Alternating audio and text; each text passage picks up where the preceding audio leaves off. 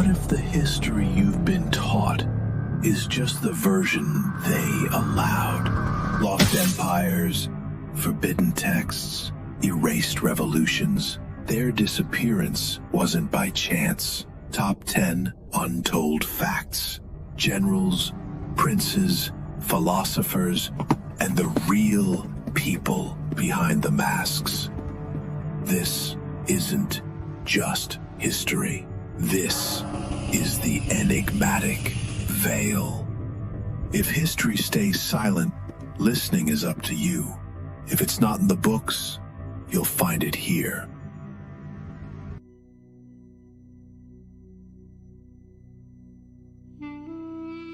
Some call it the crown of the East, others the guardian of the West. Yet no one can fully describe it. An empire that transcended the boundaries of time and space, forging legends along the way. The Ottoman Empire. Prepare to embark on a journey through history, filled with mysteries and awe-inspiring tales. Imagine the late 13th century, the 1280s. The lands of Anatolia were engulfed in fire and fury, as if the world itself had come to an end. From afar, the black smoke of burnt villages rose into the sky, and where houses once stood, only piles of stones remained.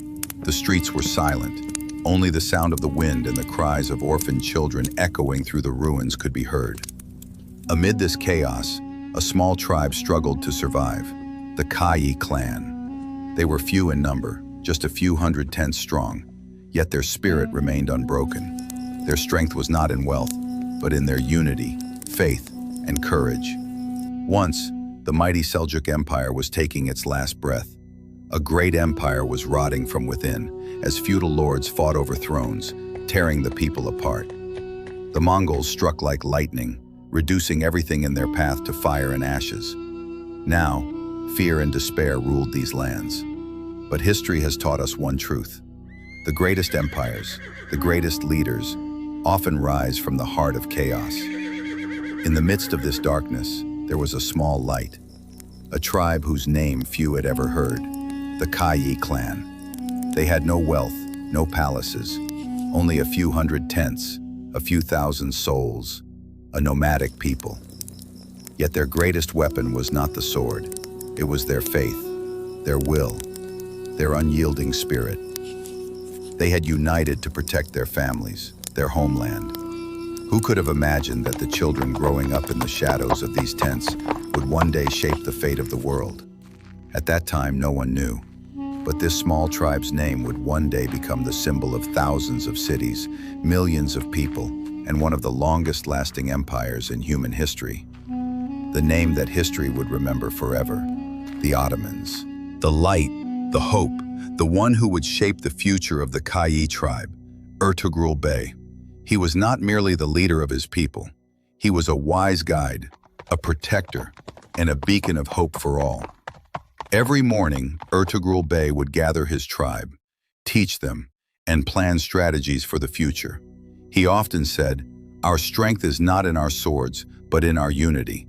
If we stand together, we can overcome any darkness." The Kayi tribe was small, but their spirits were strong.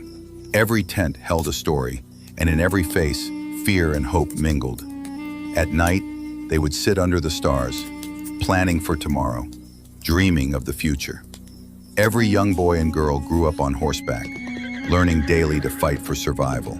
Ertugrul Bey led the Kayi tribe to the western lands of Anatolia, the regions of Soğut and Domanich. These lands were ideal for both summer and winter pastures, yet danger was never far. Byzantine feudal lords guarded their borders, while other Turkmen tribes seized every opportunity to claim territory. Ertugrul Bey was not just a warrior, he was also a diplomat. He visited villages, listened to the people, and negotiated with feudal lords when necessary. Every step he took was not only for the present, but for the future as well. The era of Ertugrul Bey was both a time of struggle and stability for the Kayi tribe. His foresight and the alliances he maintained with the Byzantines and Seljuks allowed the tribe to survive. Yet, time waits for no one. Ertugrul's life was reaching its twilight. The once bold warrior on the battlefield had become a sage advisor in the tent. a respected elder among his people. Historical records note that in Ertugrul's final years, his son Osman began to step into prominence. He was not merely a boy growing up in his father's shadow. Osman learned everything from battlefield tactics to diplomacy. His sharp mind, ability to assess any situation quickly, youthful energy, and slightly rebellious spirit drew the attention of the entire tribe. Legend has it that during the tribal council, Ertugrul said, "Among my children, Osman seems to have been born with a different destiny. Within him lies both courage and a passion for leadership." While the exact date of Ertugrul's death remains uncertain, many sources indicate that he passed away in the early 1280s. This was both a moment of sorrow for the Kayi tribe and a turning point. For now, the tribe had to gather around a new leader. That leader was Osman Gazi. At first, his name was known only among the Kayi, but soon all of Anatolia would hear it. Osman not only carried forward his father's legacy, but also surpassed it, for he was no longer merely the chief of a tribe. He would become the founder of a great state. Osman's early years were filled with challenges. The Byzantine borders constantly posed threats, and nearby fortresses like Karacha-Hizar, Bilejic, and Inagol stood as pressures against the Kayi. Osman was young, yet he decided to act against these threats. Even his first small campaigns revived the spirit of the tribe. Each victory seemed to ignite a new flame of hope in the hearts of the Kayi. History books note that one of Osman's first great successes was the conquest of Karacha-Hizar Castle. This was not merely a military victory, it was a political message. Osman was no longer just a tribal chief. He was a leader laying the foundations for a future state. What made Osman remarkable was his trust in those around him, even at a young age. Among his closest warriors were the loyal Turgut Alp, Conor Alp, and Akçakoça. These names would later become pillars in the expansion of the Ottoman Empire. Turgut Alp was known for his strength that could traverse mountains. Conor Alp was distinguished by his calm and intelligence, and Akçakoça was invaluable to Osman for both his bravery and statecraft. Together they were more than warriors, they were the building blocks of a future empire. Yet, Osman's distinction was not only in his sword. He also stood out for his political acumen. He skillfully exploited the conflicts among the Byzantine feudal lords, playing one against another while protecting the power of his tribe. This strategy, inherited from his father, was refined by Osman's own wisdom into a new form of governance. According to legend, one night Osman dreamt of an elderly sheikh, Sheikh Edebali. His dream was no mere coincidence. Osman saw the moon emerging from Edebali's bosom, falling upon his chest, then growing to illuminate the entire world. This vision left such a mark that everyone came to see it as a symbol of the future empire. Thus, Osman Gazi did not appear merely as the leader of a tribe, but as the founder of a future empire on the stage of history. His era was no longer just about the survival struggles of the Kayi tribe. It was the birth of a new power in Anatolia. And this power would forever be remembered by the name of Osman Gazi. After Osman Gazi restored order within his tribe, his first priority was to strengthen its power. He understood that he had to act not only with the sword, but also with wisdom. The lands of Anatolia were not only filled with Byzantine fortresses, rival Turkmen tribes also lived there. Osman first organized his close circle. His initial target was the Karacha-Hizar fortress, which was significant not only militarily, but also politically, as it was one of Byzantium's strongest strongholds in Anatolia. Despite his young age, Osman devised a strategic plan. He did not attack directly. First, he cut off the roads to the fortress, weakened its supplies, and drew nearby villages to his side. Then, with a sudden strike, he entered the fortress. In 1288, Karacha-Hizar was conquered. Victory did not come easily, but his strong strategic planning ensured success. This victory was more than the fall of a stone fortress. It marked a new chapter in the history of the Kayi tribe. Osman was no longer merely a tribal leader. He began to be recognized as an independent ruler. Osman led the Friday prayer in the fortress for the first time, proclaiming the establishment of Muslim rule there. Historians consider this event as the first official step of the Ottoman state. But Osman did not stop there. His eyes were set on the fortresses of Inagol and Bilecik. The Inagol Principality had long pressured the Kayi tribe. It is said that during a battle between Inagol and the Kayi, Osman lost his brother, Savji Bey. This loss was very painful for Osman, but he turned his grief into strength. He avenged his brother's blood through successive campaigns, conquering both Inagol and Bilecik. The conquest of Bilecik was especially clever. Osman did not rely solely on the sword. He used strategy to deceive the enemy. Historical records note that he took advantage of a wedding ceremony to open the fortress gates, then launched a sudden attack to seize it. This was a victory not just of strength, but of wisdom and politics. Osman Gazi's name began to spread throughout Anatolia. Turkmen tribes came to him and submitted, recognizing his authority. Osman did not only conquer fortresses, he was also known for justice and generosity. Those who joined him felt safe. Byzantine feudal lords, however, grew uneasy at Osman's rise.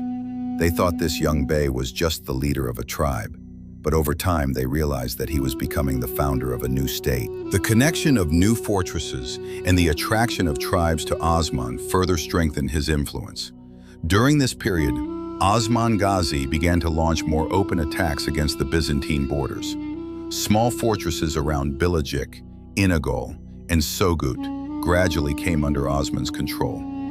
Historical sources indicate that Osman Gazi did not merely conquer fortresses. In the territories he captured, he protected the lives of the local population and taught villagers how to collect taxes in an orderly manner. By around 1299, Osman Gazi had begun to openly present himself as a ruler. Turkmen tribes living in and around Sogut united under Osman's protection, gradually weakening the Byzantines and other opposing tribes. During this period, Osman achieved his first significant diplomatic success by concluding peace treaties among neighboring tribes, uniting them and compelling them to act together. By the end of 1299, Osman Gazi was officially recognized with the title of Bey.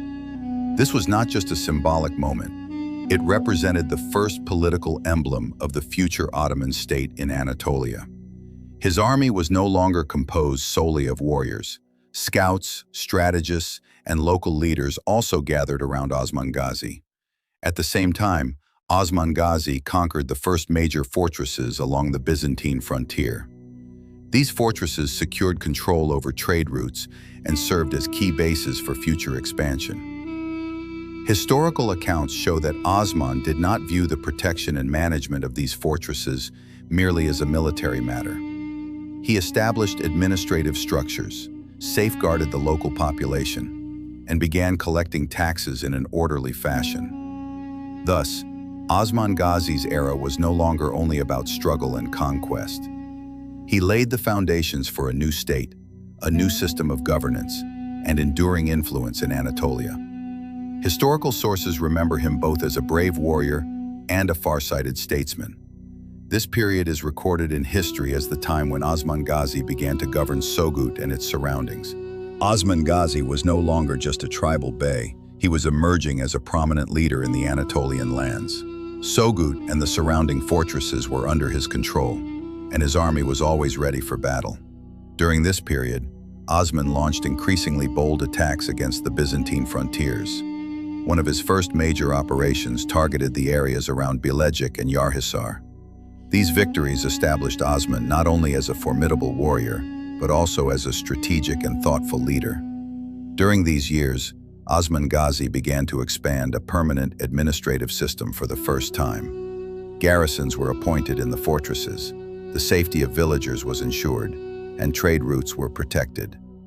Surrounding tribes gradually aligned with Osman. Some joined his alliance voluntarily, while others were brought into agreements through diplomacy. Historical sources indicate that Osman skillfully executed a policy of alliances during this period, minimizing bloodshed wherever possible. The major event of 1302 was the Battle of Bapheus. Osman Gazi and his army defeated the Byzantine forces. This battle demonstrated that Osman's influence extended not only over the Anatolian lands, but also over the Byzantines. The Battle of Bapheus is also regarded as the first major open victory in Ottoman history and symbolically marks the beginning of the state. Following this victory, Osman Gazi further expanded his army, recruiting new warriors. Alongside Turgut Alp, Konur Alp, and Akçakoça, these newly joined fighters played key roles for Osman as strategists and scouts. Osman was no longer simply a leader who captured fortresses. He became a complex statesman, combining permanent administration, diplomacy, and military strategy. Thus, the year 1302 marked the period in which Osman Gazi established his first major imperial symbol, gained open influence over the Byzantines, and implemented a lasting system of governance in the Anatolian territories. After Bapheus, the name born in the shadow of ancestral tents began to resonate more and more. Osman was not only victorious on the battlefield, he also knew how to restore and strengthen the lands he conquered. The defenders in his fortresses carried not just swords, but also revived trade with the villages, secured the roads, and organized taxes fairly. What did this mean? For the first time in years, people tasted the air of lasting peace. Caravans returned, markets came alive, and the laughter of children once again filled the streets. Osman's policy was not just to celebrate victories, but to bind the conquered lands to the people.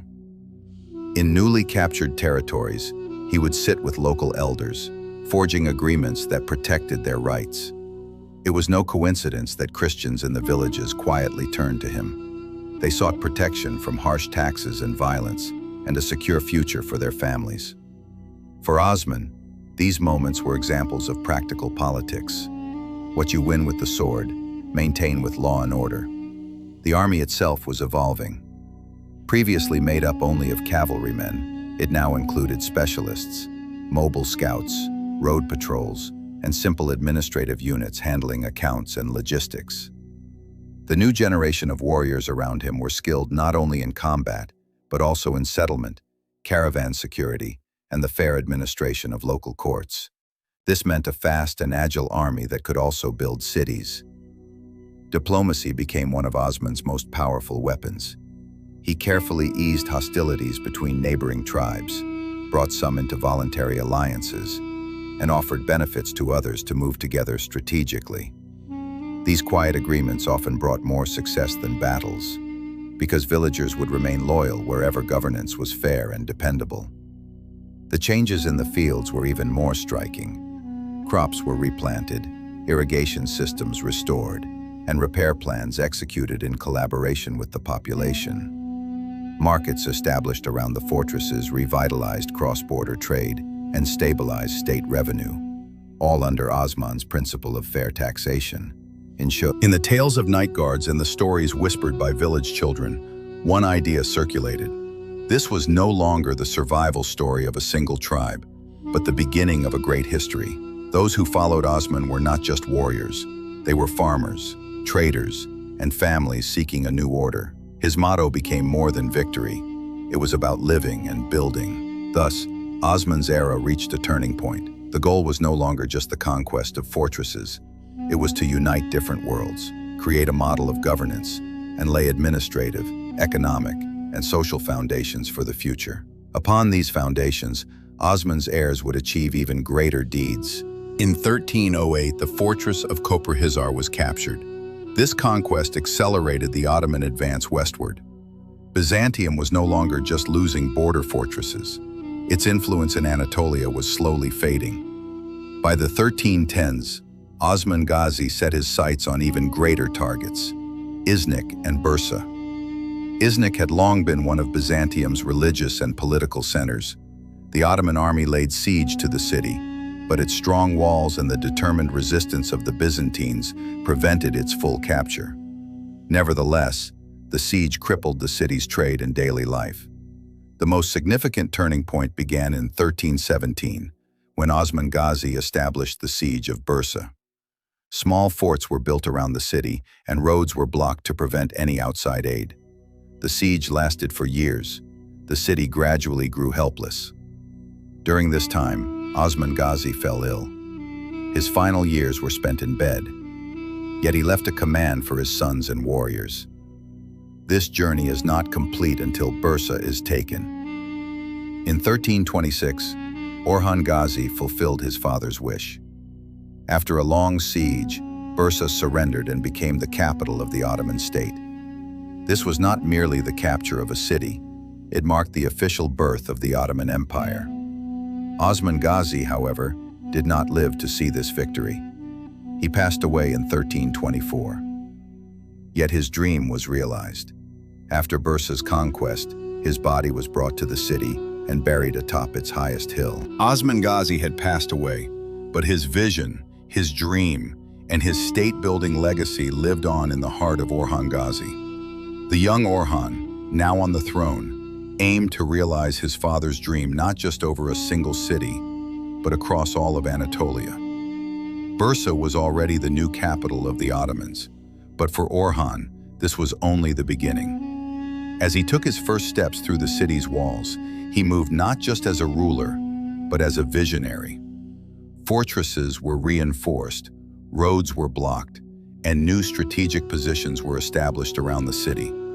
In every corner, the Ottoman order could be felt. Markets filled with merchants, craftsmen working door to door, and minarets rising proudly into the sky. Orhan strengthened the army.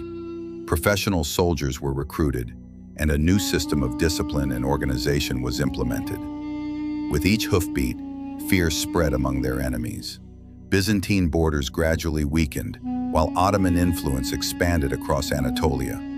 Orhan did not only demonstrate military strength, he also exercised careful diplomacy, building relationships with neighboring tribes and rulers, consolidating Ottoman power. The struggle around Iznik and Bilecik continued. Sieges were long and challenging, but Orhan advanced step by step. Trade routes fell under Ottoman control, markets flourished, and villages became protected. Bursa became not only a political center, but also a hub of culture and commerce. These years were not just about gaining territory.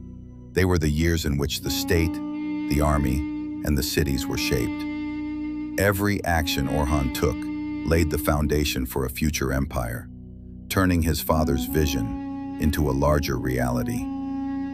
Anatolian lands slowly came under Ottoman unity, while Byzantium was forced to retreat. Orhan's foresight, military skill, and administrative ability laid the groundwork for the Ottomans' future expansion into the Balkans. Orhan Gazi continued the path of his father, planning not only to expand in Anatolia, but also to push forward into the Balkans. The Byzantine Empire was already weakening, its internal conflicts leaving its defenses vulnerable. Orhan first captured Iznik and Izmit, then advanced all the way to the Dardanelles. This was not just about gaining land.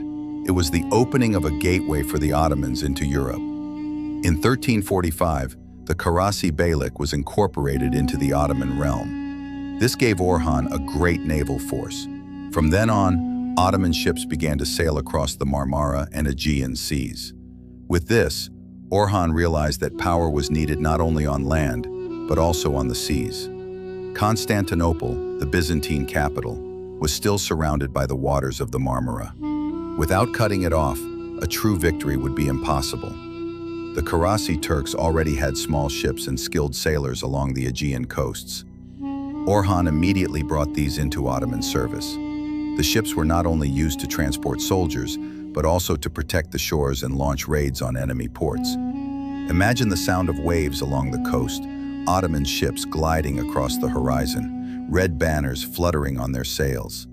This was no longer the image of a small tribal state. It was the first breath of an empire opening itself to the seas. The greatest turning point came in 1352. One of the Byzantine emperors, caught in civil war, sought Orhan's help against his rival. The Ottoman army crossed into Thrace and captured the fortress of Chimpe. With this fortress, the Ottomans officially set foot on European soil. Then in 1354, after a massive earthquake left Gallipoli defenseless, the Ottomans seized the opportunity and took the city. This marked the beginning of the Ottoman campaigns into the Balkans. Orhan Gazi implemented relatively fair governance and tax policies in the regions he conquered in the Balkans. This allowed the Ottomans to gain credibility in Europe and prevented local populations from resisting. After the conquest of Gallipoli, Orhan Gazi ensured the first consolidation of Ottoman power in Europe. The strategic location of the city provided the Ottomans with easy access to the Balkans and control over the Byzantine borders. The Ottomans strengthened their position by building fortresses and establishing diplomatic relations with the local population. They advanced into other cities of Thrace, gradually conquering the region by taking advantage of the Byzantines' weak defenses. Orhan Gazi and his generals made agreements with local tribes to secure food and resources for the army. During these years, the Ottoman army grew stronger both on land and at sea. After 1354, Orhan Gazi consolidated Ottoman power in the Balkans, constructed the first fortresses, and continued both military and diplomatic struggles with the Byzantines. This period became a key phase in the Ottoman advance into Europe and laid the foundation for future major campaigns. 1355. The Ottomans were no longer just a small Anatolian beylik. They carried the seeds of a future empire.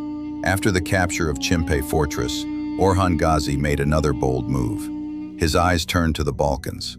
Small units sharpened their swords under the cover of night, crossing rivers and bridges, leaving the first traces of Ottoman power on Byzantine soil. The paths from Gallipoli into the Balkans were a test. Every village, every fortress was a challenge. Every ally an enemy, an opportunity. During this period, the first Ottoman raids into Rumelia began. These small but effective units left Byzantine towns and villages stunned and unprepared. By 1356, the Ottomans were establishing outposts in Chalcedon and other key settlements. Orhan Gazi wasn't just fighting. He was creating order in newly conquered lands, building bridges, securing villages and fortresses. Every step shaped the Ottomans' destiny in Europe. Imagine, the night is silent, broken only by the clashing of swords, the pounding of horse hooves, and the determined steps of Ottoman soldiers. These small units were the first links in a chain that would one day make all of the Balkans tremble. Orhan Gazi's plans heralded the birth of not just a beylik, but an empire. And so, the years after 1355 became a time of hidden victories, strategic maneuvers, and the opening of the first doors into Europe. Every fortress, every village, every river became a stage in the dramatic unfolding of Ottoman history. As the Ottomans secured their foothold in Gallipoli, Orhan Gazi's ambitions only grew bolder. The rivers and forests of Rumelia became the stage for the first true clashes with Byzantine forces. Small Ottoman units moved like shadows, striking swiftly, retreating before the enemy could organize. Towns whispered tales of a new power rising from across the Dardanelles. By 1361, the Ottomans captured Didymoteiko and Adrianople, fortresses that became key stepping stones into the heart of the Balkans. Orhan Gazi, ever the strategist, established garrisons and roads, ensuring supply lines and communication were unbroken. It wasn't just war, it was empire building in action. The Byzantine emperors, once secure in their European domains, watched helplessly as these small Anatolian warriors turned the tide. Each conquest sent ripples of fear across the region. Villages that resisted were absorbed. Those that surrendered were protected under Ottoman order. Slowly but surely, the Balkans were learning the power of this rising state. By the mid-1360s, Ottoman raids extended into Thrace, Macedonia, and parts of modern-day Bulgaria. These were not random attacks. They were carefully planned advances. Orhan Gazi's vision was clear. The Ottomans would not merely visit Europe, they would make it their stage, shaping the destiny of kings and peasants alike. And so, from 1355 onward, a small beylik transformed into a rising force, quietly, methodically, and unstoppable.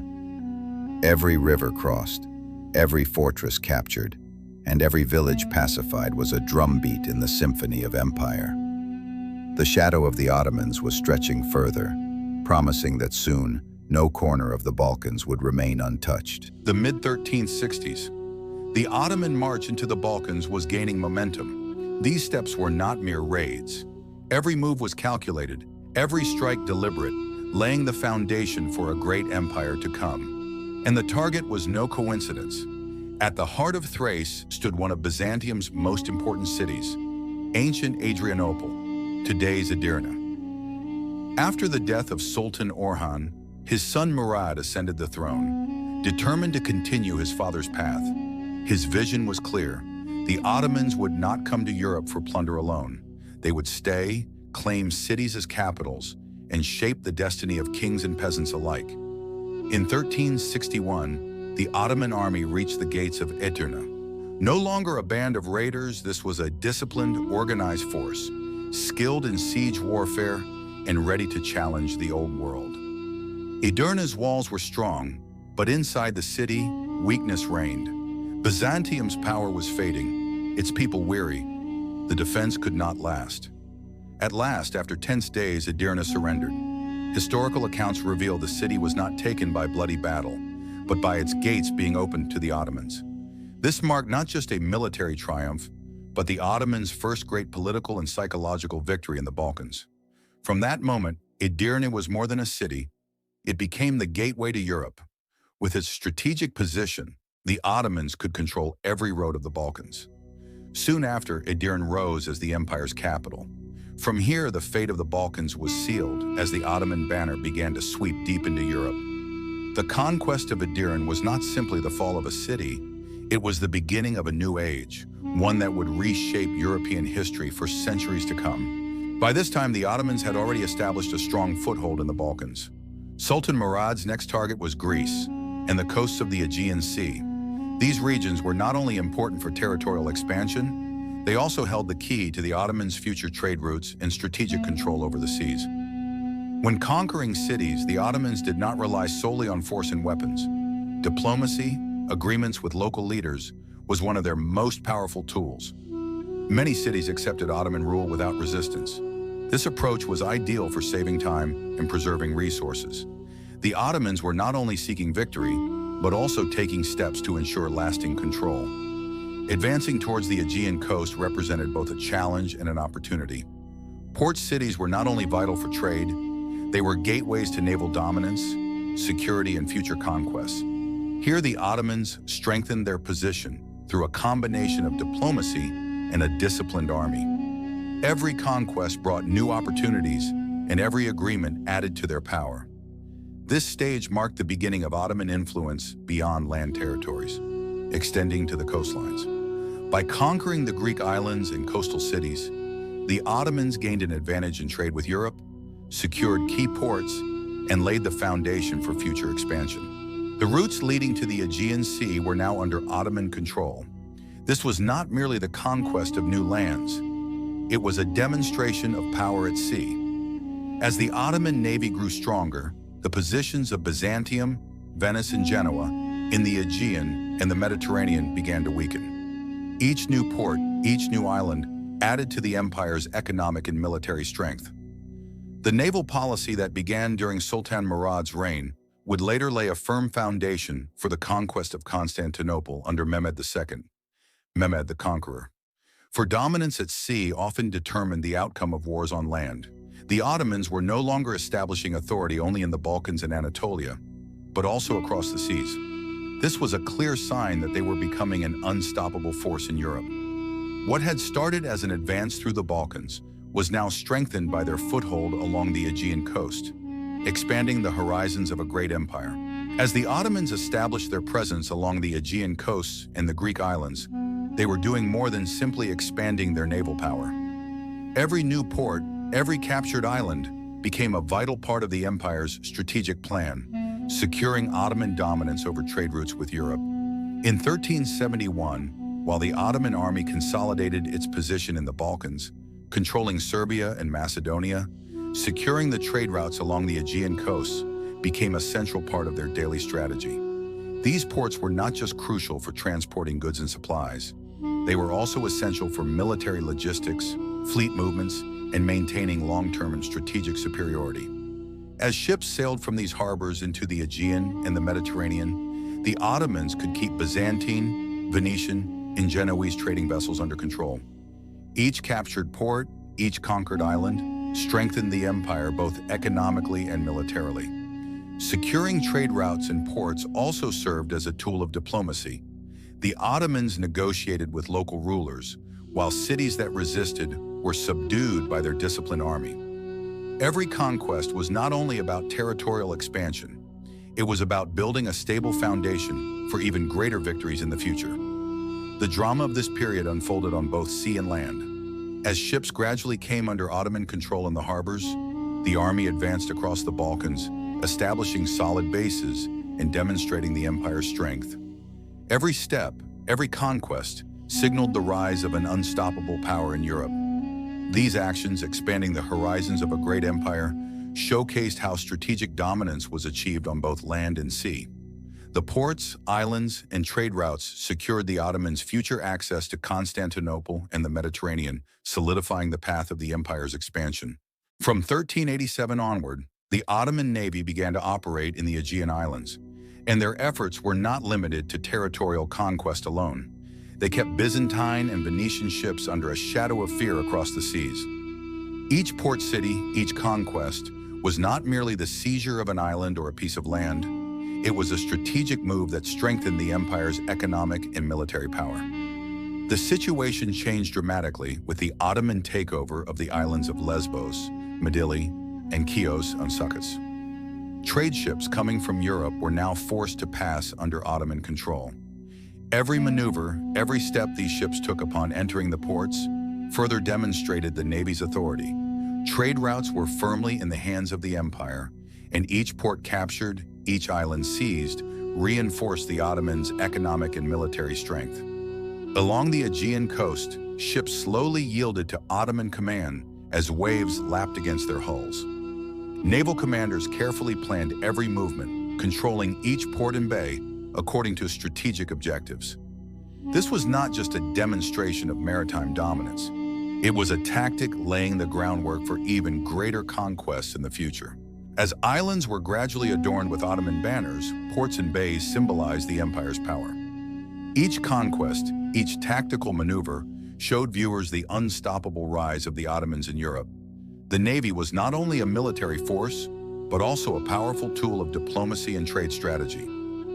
Thus, after 1387, the Ottoman presence in the Aegean Islands was more than just territorial acquisition. It was a process that solidified the empire's dominance at sea, controlled European trade, and prepared a stable base for the future conquest of Constantinople. Every port, every island, every ship under their control was clear evidence of the Ottoman Empire's expanding power. Starting from the mid-1360s, the Ottoman expansion into Europe continued with the establishment of a strong base in the Balkans.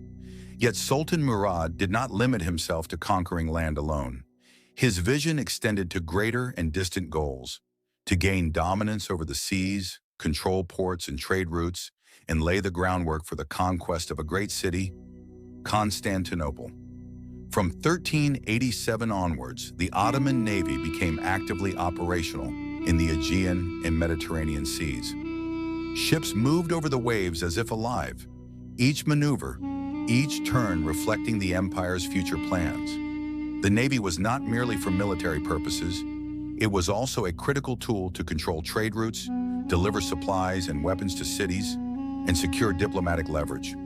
During Sultan Murad's reign, modernizing the fleet required special attention. Ships were built not only for speed, but also equipped with tactical capabilities to ensure smooth entry and exit from every port. Every new port conquered, every island captured, elevated the Ottomans' economic and military power in Europe. In the ports, ships were strategically positioned, and soldiers and naval commanders meticulously planned every movement. Every step, every action strengthened the empire's strategic advantage and laid the foundation for future major victories. This strategic preparation and maritime dominance directly influenced the future conquest of Constantinople by Mehmed II, Fatih Sultan Mehmed, in 1453. During the siege, control of the sea ensured that supplies and weapons reached the city. Everything needed for land operations was already under Ottoman command. The mobility and speed of the navy allowed for an effective blockade and supported the army's operations. Maritime control was also a form of diplomatic power. The Ottomans negotiated with local leaders in port cities while using the regular army to conquer those who resisted. Each move was not merely about seizing territory, it laid the foundation for the empire's future major victories and stable rule. In the Aegean and Mediterranean, Ottoman ships glided over the waves like shadows, keeping Byzantine, Venetian, and Genoese trade vessels under threat. Each port, each bay, each island symbolized the empire's strength. This naval supremacy did not only provide economic and military advantage, it also created the strategic foundation necessary for the eventual conquest of Constantinople. Thus, Sultan Murad's maritime policy did not stop at achieving dominance over the Aegean and Mediterranean seas. It was a clear indication that the Ottomans were becoming an unstoppable power in Europe. Every conquered port, every seized island, and every controlled ship showcased the empire's expanding strength and laid the groundwork for future victories. The conquest of Constantinople and dominance over the Mediterranean. The Battle of Kosovo in 1389 marked a turning point in Ottoman history. Although the battle ended in an Ottoman victory, Sultan I Murad was martyred on the battlefield. This event left a deep mark on both the army and the people. However, the empire did not collapse. The strong foundation Murad had laid, along with the power he had established on land and at sea, allowed the Ottomans to recover in the years that followed. Murad's son, Yildirim Bayezid, ascended the throne and did not merely preserve his father's policies, he expanded them. Known for his speed and ruthlessness, Bayezid earned the nickname Yildirim, the Thunderbolt. He continued the conquests his father had started in the Balkans, bringing Bulgaria fully under Ottoman control and extending his influence over Serbia. In 1396, the Battle of Nicopolis became a critical moment in Ottoman history. Bayezid decisively defeated a large crusader army composed of forces from France, Germany, Hungary, and other European states. This victory ensured that the Ottomans were feared and respected across Europe. Bayezid was not only active on land, he also advanced the Ottomans' naval presence. Key ports in the Aegean Sea came under Ottoman control, strengthening their access to the Mediterranean. Strategic locations like Izmir were under Ottoman authority, reinforcing both trade and military oversight. He also sought to seriously isolate Constantinople, blockading the city and cutting off its supply and aid routes. In 1397, he began construction of the Anadolu Hisar fortress, laying the groundwork for the future conquest by Mehmed II. Yildirim Bayezid demonstrated his power through both diplomacy and force. He brought Balkan principalities under Ottoman rule and taxation, maintained alliances with some states, but acted ruthlessly toward rebels. This approach ensured that the Ottoman state was respected and feared. However, Bayezid's rise was not to last. A powerful force from the east, Tamerlane, advanced into Anatolia. In 1402, the Battle of Ankara occurred, resulting in a severe defeat for the Ottomans. Bayezid was captured, and the empire entered a long period of civil strife known as the Interregnum, Fetret period. Despite this setback, the strong bases established in the Balkans and at sea during the reigns of Murad and Bayezid allowed the Ottomans to recover. Even a major defeat did not bring about the empire's collapse. The fleets and active ports continued to show the empire's enduring strength. Summary: Sultan Murad's martyrdom tested the Ottomans, but his legacy was carried forward by Bayezid. Even through the Interregnum, the empire regained its strength, establishing itself as a lasting power in history. The ports, naval forces, and unity of the people prepared the Ottomans for new eras and paved the way for future great victories. The Battle of Ankara in 1402 marked a true trial in Ottoman history. Sultan Bayezid I, known as Yildirim, the Thunderbolt, had spent years consolidating his power and extending his influence across Europe and the East. However, he faced the formidable army of Timur. The battle ended with severe consequences for the Ottomans. Bayezid was captured and later died in captivity. This event was seen as the sudden loss of one of the empire's main pillars. Bayezid's absence plunged the Ottoman territories into chaos. A power struggle erupted among his sons and close relatives, and this period came to be known as the Interregnum, Fetret. The unity of the Ottoman state was shaken, with different sons attempting to assert their rule over various regions. This fragmentation weakened the empire politically and economically, ports, trade routes, and border areas were left largely unmonitored, and some regions temporarily gained autonomy. The Interregnum lasted roughly 11 years, 1402 to 1413. During this time, ongoing civil wars among the Ottomans drained the country's resources and increased unrest among the population. Each of Bayezid's sons sought to expand their power, negotiating with enemies and securing allies. Historians regard this period as both dramatic and instructive. Despite the challenges, the Interregnum was not solely a period of decline. It was also a time of experience and learning. The management of different regions and the distribution of military forces laid the groundwork for more effective governance and strategies in the future. This era also demonstrated the empire's political resilience and its capacity to withstand internal crises. Finally, in 1413, the Ottomans reunited and restored central authority. This process of reconstruction ensured that, although the damage from the Battle of Ankara was felt for a long time, the empire emerged stronger. The Interregnum showed that the empire could face severe crises, but could recover through internal strength and unity. Summary: the year 1402 and the subsequent Interregnum marked one of the most difficult periods in Ottoman history. Sultan Bayezid's capture and the ensuing struggle among his sons tested the empire, but this era provided important lessons.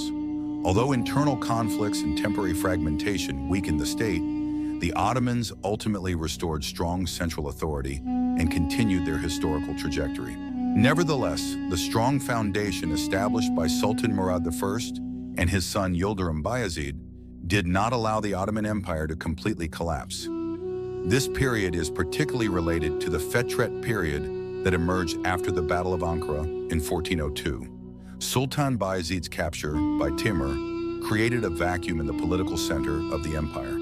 A struggle for rule began among his son and relatives, and different regions of the country temporarily remained under separate administrations.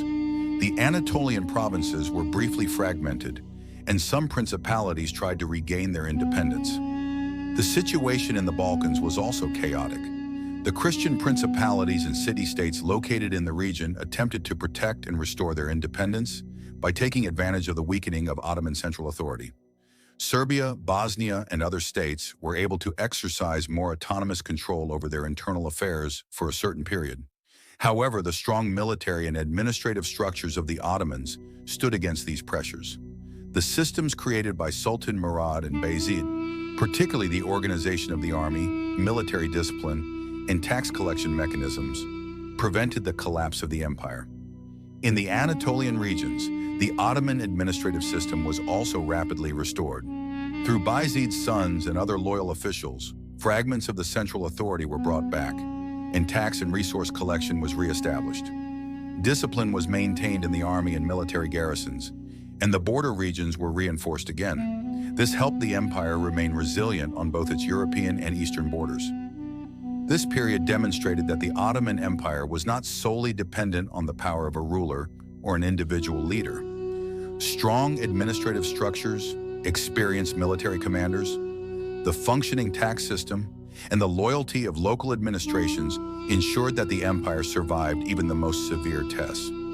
Although Bayezid was captured and the political center remained vacant, the fundamental principles and structural organization of the Ottoman state preserved the existence of the state. Therefore, despite the temporary fragmentation and turmoil that occurred in both Anatolia and the Balkans during the Fetret period, the empire did not completely collapse. Through the strength of the army, the continuity of the administrative apparatus, and the efforts of the central authority, the Ottomans were able to reunite and prepare to pursue major conquests in the period of the Great Sultans. From a historical perspective, this period remained an important stage demonstrating the flexibility, political elasticity, and strength of the internal structures of the Ottoman state. Summary: the strong foundation established by Murad I and Bayezid I prevented the Ottoman Empire from collapsing even during the Fetret period. Although temporary fragmentation occurred in Anatolia and the Balkans, the strength of the army and administrative structures preserved the existence of the empire and prepared the Ottomans for future great victories. 1413. After the long and bloody Ottoman interregnum, the empire's lands seemed to take a deep breath. In 1402, Following Sultan Bayezid I's defeat at the Battle of Ankara, a fierce struggle for the throne erupted among his sons. Bayezid's sons, Isa, Musa, Suleiman, and Mehmed, fought against each other. Each declared himself sultan over different regions, but none of them could fully control the entire Ottoman state. This struggle lasted for 11 years, pushing the empire to the brink of disintegration. During this time, one could say that no one truly sat on the throne. The empire was effectively fragmented, divided among the temporary rule of the brothers, with no centralized authority. Regions in Anatolia and the Balkans drifted apart, and some principalities even declared independence. Yet, thanks to the strong foundations built by Murad I and Bayezid I, the empire never completely collapsed. Amid this chaos, a glimmer of hope emerged in the form of Çelebi Mehmed. Intelligent, cautious, and diplomatic, he systematically outmaneuvered his brothers. First, he gained the upper hand over Isa Çelebi, then defeated Süleyman Çelebi. His toughest rival, however, was Musa Çelebi. In the summer of 1413, the decisive Battle of Çamurluova, near Edirne, changed Ottoman history. Mehmed, with the support of both Anatolian forces and allies from the Balkans, secured a final victory over Musa Çelebi. This triumph ended the long period of chaos. Thus, in 1413, Mehmed ascended the throne and entered history as Çelebi Mehmed. His greatest achievement was not merely claiming the Sultanate, but reuniting the empire. He suppressed rebellions in various regions, brought some Anatolian principalities back under Ottoman control, and restored stability in the Balkans. Although the empire during Çelebi Mehmed's reign had not yet reached the strength of Fateh Sultan Mehmed's era, he is remembered as the ruler who revived the Ottoman state. Historians often call him the second founder. Had he not defeated his brothers and reunited the empire, the Ottoman state might have vanished from the pages of history. But Mehmed did not settle for merely claiming the throne. He devoted all his efforts to strengthening the empire and restoring stability.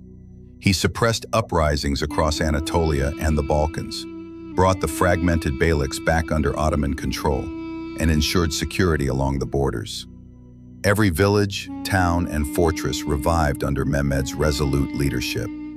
He reinforced both the army and the administrative system, laying a strategic foundation for future great conquests. Thanks to Mehmed's diplomacy and prudent measures, internal disorder diminished, border conflicts were minimized, and the empire once again stood as a powerful force on the stage of history. Çelebi Mehmed was not merely a sultan on the throne. He was a leader who preserved history and shaped the future of the empire. The Anatolian beyliks were a primary target of Mehmed's strategy. To reunite the fragmented lands, he skillfully employed diplomacy, negotiated with the local rulers, and when necessary, used military force. Each beylik was brought under Ottoman authority, and the empire's borders were once again secured. The territories were united not only through force, but also through wisdom. At the same time, Mehmed quelled uprisings within the empire. Conflicts in villages and towns were suppressed through his tactical decisions and the determined presence of his army. People once again found hope in Mehmed's leadership, and the empire was saved from the threat of further fragmentation. Çelebi Mehmed did not rely solely on military power. He also safeguarded trade routes and strengthened diplomatic relations. He ensured security along the Balkan and Anatolian borders, maintained relations with neighboring states, and brought years of relative peace to the Ottoman lands. This period was crucial for the empire's economic and political consolidation. All these measures laid the strategic groundwork for future major conquests.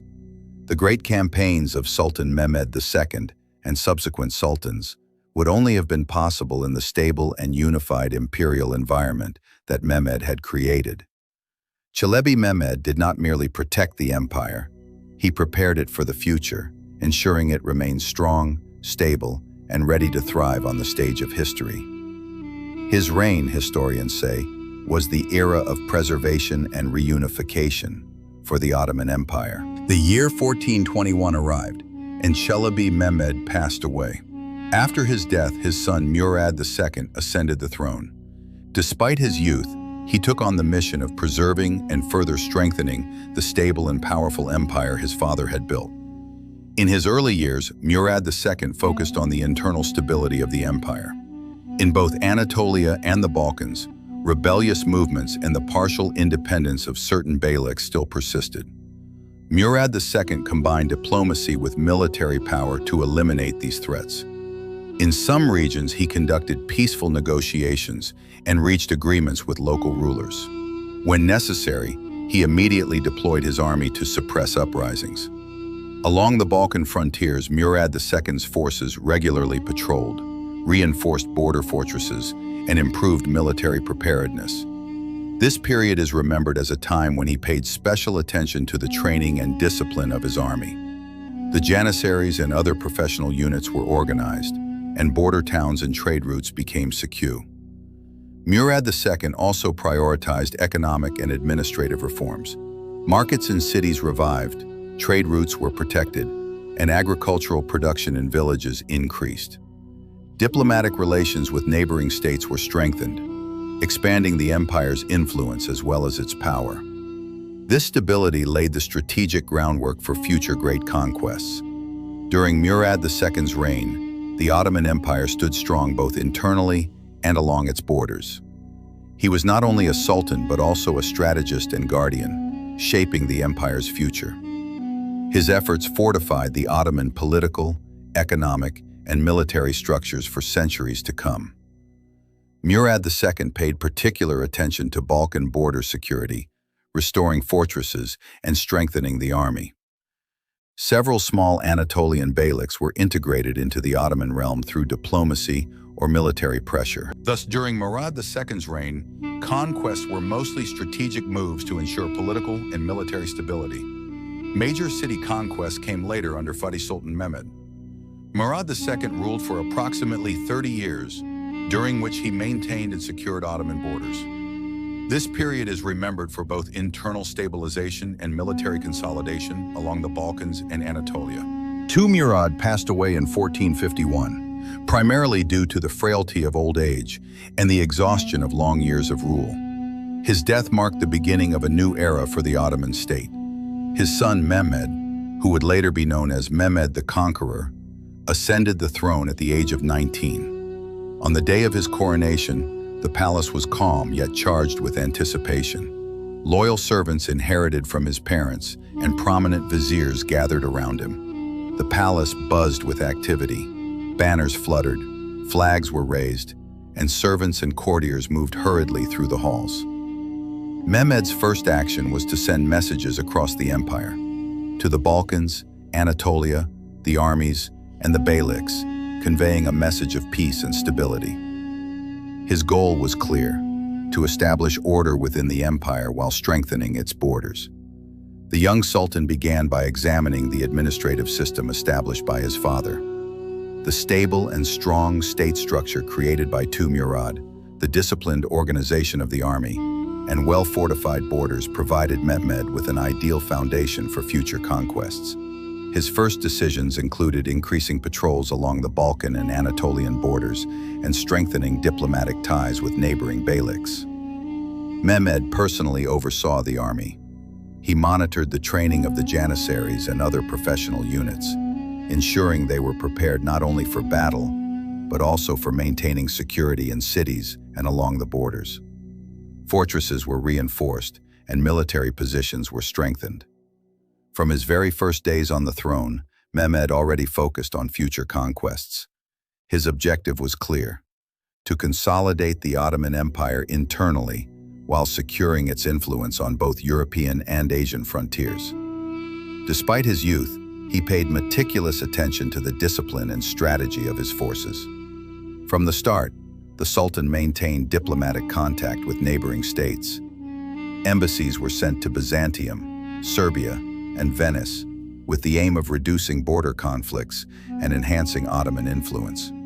Mehmed displayed both strength and shrewd diplomacy, offering peace on one hand, while positioning his army along the borders to minimize the risk of rebellion or disobedience. Some smaller beyliks, upon hearing Mehmed's name, were left uncertain. The young sultan immediately moved his forces to the borders, not merely as a show of force, but as a demonstration of his resolve. Each soldier and every patrol stationed in the fortresses symbolized Mehmed's determination. As Ottoman troops reached the border towns, envoys from the beyliks arrived, offering peace and pledging allegiance to the empire. At the same time, Mehmed inspected caravan routes and trade centers. He met with merchants, villagers, and city elders, assuring them of peace and security. Through a combination of diplomacy and direct orders, Mehmed tied every region more firmly to the Ottoman central authority, simultaneously expanding his influence along the borders and strengthening the presence of his army. After taking his first diplomatic steps on the throne, Mehmed turned his attention to the beyliks and uprisings emerging in the Balkans. His first military operation, aimed primarily at securing the borders and demonstrating Ottoman authority, targeted small rebel centers along the Serbian frontier. Mehmed mobilized his army.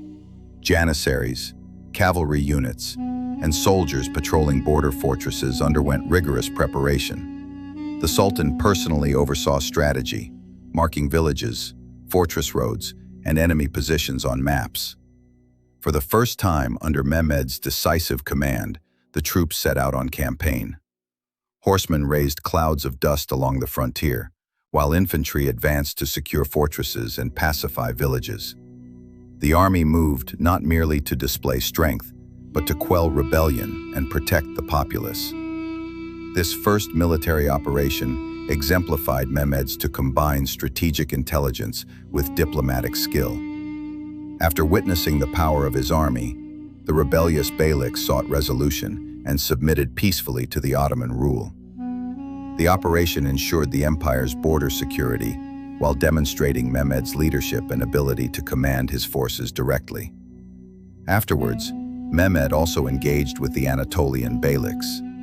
Some voluntarily submitted to Ottoman authority, while others were pressured through military displays and intensified border patrols. Sultan Mehmed's next great ambition was the conquest of Constantinople. He studied the city on maps, carefully marking the positions of the walls, the gates, and every narrow street. He thought to himself, "This city will be the crown of the Ottoman Empire, and I will inscribe it in my name." Summer had arrived, and the Ottoman mobilization could be felt on every side. Mehmed organized his army. Soldiers polished their armor, new artillery was prepared, and ships were repaired. Every soldier understood that this battle was not just for a city, it was for the destiny of an empire. Throughout the day, Sultan Mehmed met individually with each general, discussing strategies and calculating every detail with meticulous care. Along the coastline, silence prevailed. Only the gentle lapping of waves and the occasional cry of birds filled the harbor. Yet beneath this calm, tremendous activity was unfolding. By Mehmed's command, hundreds of ships were being constructed in careful staged steps. Every ship came alive under the hands of skilled artisans. Every plank, every nail, every rope served a singular purpose: to breach the defenses of Constantinople. These ships were not meant solely for the sea. Mehmed's ingenious strategy included moving them over land. Special tracks were laid, wooden paths extending to the city's rear, allowing the ships to slide over land and enter the city from an unexpected direction. The maneuver was extraordinarily complex and fraught with risk, both physically and tactically. Yet each ship, rope, and sail symbolized the visible power of the Ottoman Empire. Sultan Mehmed watched the scene in quiet contemplation, his eyes gleaming with determination and pride. He smiled faintly and, breaking his silence, said simply, "This city must be ours." In those few words lay unwavering resolve, strategic brilliance, and the vision of a future empire. His smile also sent a signal to his army. No force could stop them. Every soldier, sailor, and craftsman sensed that history was being written, and each carried out their work with heightened care and purpose. The walls of Constantinople bore the weight of centuries, the legacy of millennia, and unshakable pride. They seemed to whisper, "No one may touch us." Yet Sultan Mehmed saw no fear. His heart and mind beat for one goal: to take the city. As the first step, he cut off the city's vital waterways. Canals and harbors could no longer serve the enemy. Supplies and reinforcements were halted. Next, Mehmed blocked the trade routes, isolating the city not only geographically, but also morally and psychologically. With the city now encircled, the Ottoman army established strong positions on all sides. Every artillery crew took its post, cannons were positioned with precision. Archers climbed the towers, observing the enemy under the cover of night, noting every weakness. Each silent night and every windy morning presented Mehmed with an opportunity. He studied cracks in the walls, weaknesses in the gates, and the fatigue of the defenders with exacting detail. Though young, Mehmed commanded every detail. He knew that victory came not only from strength, but also from clever strategy. He calculated the timing of cannon fire, monitored the formation of his troops, and distributed fear and hope judiciously, both to the enemy and his own soldiers. Every decision, every signal, was purposeful. The city's defenses were like a chessboard he analyzed with unmatched precision. At every moment, Mehmed's eyes were fixed on the walls, and every silence made him even more vigilant. His army was ready, the city's defenses were exhausted and in disarray. Mehmed thought resolutely, "Not a single moment can be wasted. Every step we take, every cannon shot, will make history." The walls of Constantinople bore the weight of centuries, the legacy of millennia, and unyielding pride. They seemed to stand in silent defiance, as if saying, "No one may touch us." Yet Mehmed saw no fear. His heart and mind beat with only one purpose: to conquer this city. As his first step, he cut off the city's vital waterways. Canals and harbors could no longer be used by the enemy, and supplies and ships were halted. Then Mehmed closed the trade routes, isolating the city from foreign aid and commerce. Constantinople was now isolated not only geographically, but also psychologically. The city was under siege, and the Ottoman army had established strong positions on all four sides. Each artillery crew took their positions, carefully placing their cannon carts. Archers climbed the towers, observing the enemy's weak points under the darkness of night, recording every movement. Every silent night, every windy morning, was an opportunity in Mehmed's eyes. He precisely noted cracks in the walls, weaknesses at the gates, and the fatigue of the defenders. Though young, Mehmed mastered every detail. He knew that victory came not only from strength, but from clever strategy. He calculated the timing of cannon fire, monitored the formation of his troops, and spread fear and hopelessness both to the enemy and, when needed, to his own soldiers. Every decision, every signal was deliberate. The city's defense was like a chessboard he analyzed with meticulous precision. At every moment, Mehmed's eyes remained on the walls, and every silence sharpened his focus. His army was ready. The defenders were weary and confused. He thought resolutely once more, "Not a single moment can be lost. Every step we take, every cannon shot, will make history." The main gate of the city was broken down. The defenders were confused, the soldiers exhausted. Ottoman troops poured into the streets. Mehmed walked through the city, carefully observing every narrow street and every gate. Flags rose high, cannon fire echoed, and cries of victory filled the air. The city was now under Ottoman control. Mehmed climbed the walls and surveyed the city. Every street, every fortress, every gate now belonged to the Ottoman Empire. His gaze was resolute and majestic. He gave the order. Constantinople would henceforth be called Istanbul. All the streets, markets, and gates of the city were now subject to Ottoman law. A new administration was established, and Ottoman flags soared atop the fortresses. Looking at the map, Mehmed expanded the boundaries of his empire. Istanbul was now Ottoman land, shining eternally as the crown of the empire. People watched in awe and fear at the new era, each corner of the city marking the beginning of life under Ottoman rule. The city was calm, yet conquered. Mehmed's heart beat for only one purpose. Istanbul would stand as the mighty heart of the Ottoman Empire, leaving an indelible mark on history. Immediately after the conquest, Sultan Mehmed did not merely revel in the joy of victory.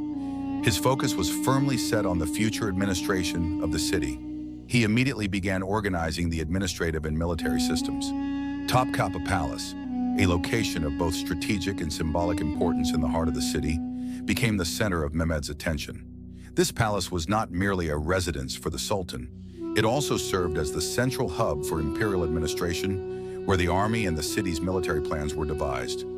Sultan Mehmed carefully analyzed every decision. Military commanders and administrators placed in various districts of the city held control under Mehmed's orders, ensuring that every neighborhood and street gradually conformed to Ottoman laws and order. His goal was not only to capture the city, but to transform it into a sustainable and well-governed center.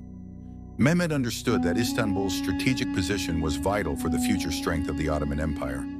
Next, Mehmed turned his attention to one of the city's most symbolic landmarks, the Hagia Sophia. At that time, it served as a Christian place of worship and held a significant role in the city's spiritual life. By Mehmed's command, this historic structure was converted into a mosque. This transformation was not merely a religious act. It symbolized the Ottoman Empire's political and cultural influence. Istanbul was now integrated into the empire not only politically and militarily, but also culturally and religiously. Mehmed's actions had a profound impact on both the Ottoman soldiers and the city's inhabitants.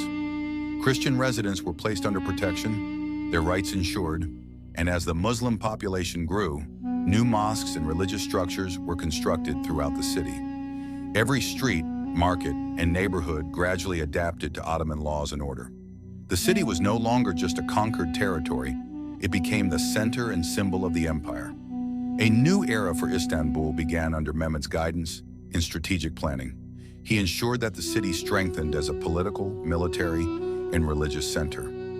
Topkapı Palace became the hub of administration, the military and diplomatic activities, while Hagia Sophia became the religious and cultural symbol of the Ottoman Empire. Every step demonstrated Mehmed's far-sighted strategy. Istanbul was to shine as the eternal crown of the empire, the heart of Ottoman power, leaving an indelible mark in history. Immediately after the conquest, Sultan Mehmed focused on ensuring the safety of Istanbul's inhabitants. He implemented special protection measures for both Christian and Muslim residents, safeguarded their rights, and worked to stabilize the city after years of siege and chaos. Markets and trade routes, affected by the siege and previous conflicts, were reopened under Mehmed's supervision, and economic activity was restored. Even castles, fortresses, and homes damaged by enemy forces were repaired. This showed that Mehmed valued not only military power, but also the reconstruction of the city and the well-being of its citizens. The city's defenses were immediately strengthened. Istanbul's new walls were reinforced by Mehmed's army, turning the city into an invaluable fortress for the Ottoman Empire. Strategically located between Europe and Asia, Istanbul controlled the Bosphorus and became a secure center for many years. The combination of natural and man-made defense structures, guided by Mehmed's foresight, created a stronghold capable of withstanding any potential enemy. Economic revival was a key part of Mehmed's strategy.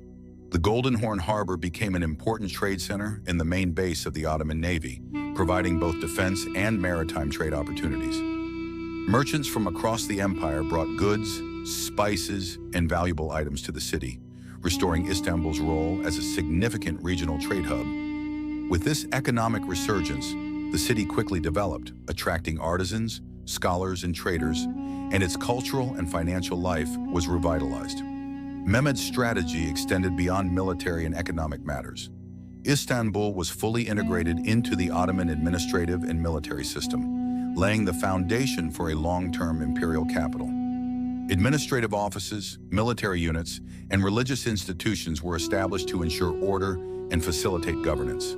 Hagia Sophia and other symbolic structures were transformed under Mehmed's orders to reflect Ottoman authority, merging political control with cultural and religious symbolism. Thanks to Mehmed's intelligence and foresight, Istanbul quickly became the political, military, and cultural center of the Ottoman Empire. The city was no longer merely a conquered territory, it became a living symbol of Ottoman power and order. Forever immortalized as the empire's symbol, Istanbul went down in history alongside Mehmed's name as one of the greatest commanders of all time. Immediately after the conquest, Sultan Mehmed focused on ensuring the safety of Istanbul's inhabitants. He implemented special protection measures for both Christian and Muslim residents, safeguarded their rights, and worked to stabilize the city after years of siege and turmoil. Markets and trade routes, affected by the blockade and previous conflicts, were reopened under Mehmed's supervision, and economic activity was restored. Even castles, fortresses, and homes damaged by enemy forces were repaired, demonstrating that Mehmed valued not only military power, but also the city's reconstruction and the welfare of its citizens. The city's defenses were immediately reinforced. Istanbul's new walls were strengthened by Mehmed's army, turning the city into an invaluable fortress for the Ottoman Empire. Strategically located between Europe and Asia, Istanbul secured control over the Bosphorus and became a safe center for many years. Natural and artificial defensive structures, combined with Mehmed's foresight, created a resilient hub capable of withstanding potential enemies. Economic revitalization was a key part of Mehmed's strategy. The Golden Horn Harbor became a major trade hub and the main base for the Ottoman Navy, providing opportunities for both defense and maritime commerce. Merchants from various parts of the empire brought goods, spices, and valuables to the city, restoring Istanbul's role as a major regional trade center. With this economic revival, the city developed rapidly, attracting artisans, scholars, and traders, and revitalizing its cultural and financial life. Mehmed's strategy extended beyond military and economic concerns. Istanbul was integrated into the Ottoman administrative and military system, laying the foundation for a long-term imperial capital. Administrative offices, military units, and religious institutions were established to maintain order and facilitate governance. Iconic structures like Hagia Sophia were transformed under Mehmed's orders to reflect Ottoman authority, merging political control with cultural and religious symbolism. Thanks to Mehmed's intelligence and foresight, Istanbul quickly became the political, military, and cultural center of the Ottoman Empire. The city was no longer merely a conquered territory, but a living symbol of Ottoman power and order. Forever emblematic of the empire, Istanbul, alongside Mehmed's name, was etched into history as one of the greatest leaders of all time.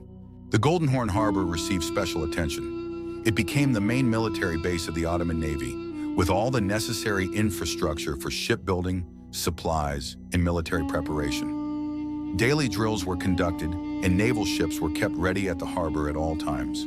Additional walls and fortresses were constructed to protect the harbor's depth and security, while all trade and military routes entering the city were closely monitored from this strategic point. The city was also planned as an open defensive line toward Europe and Asia, with artillery positions and strategic towers. Mehmed's military vision made him not just a conqueror, but a strategist who ensured the long-term defense of Istanbul. Thanks to these preparations, Istanbul became a fortress capable of withstanding any threat both by land and sea.